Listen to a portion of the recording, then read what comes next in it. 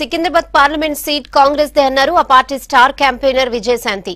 నియోజకవర్గంలో బీజేపీ చేసిన అభివృద్ధేం లేదన్నారు. అంజన్ కుమార్ యాదవ్ కు మద్దతుగా ఆమె సికింద్రాబాద్ పార్లమెంట్ పరిధిలో ప్రచారం చేశారు.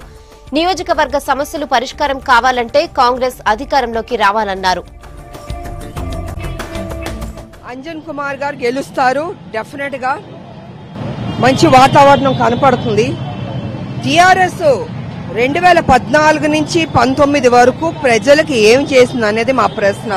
ప్రజలకు ఏమీ చేయకుండా కాంగ్రెస్ ని విమర్శించే పనిగా మాత్రం పెట్టుకున్నారు. ముందు ప్రజలకి మేలు చేసి అభివృద్ధి చేస్తే అందరూ మిమ్మల్ని మెచ్చుకుంటారు. మీరు అభివృద్ధి చేయట్లేదు, మీకు ఓట్లు వేశారు, మరి 14 నుంచి మరి ఓట్లు వేసిన తర్వాత డెవలప్మెంట్ అన్నది ఎక్కడ మాకేం కనపడతలేదు. జస్ట్ క్రిటిసైజ్ చేయడం కాంగ్రెస్ ని మాత్రం పనిగా పెట్టుకున్నారు. ఎందుకంటే కాంగ్రెస్ ని క్రిటిసైజ్ చేస్తే మోడీ గారు సంతోషిస్తారు.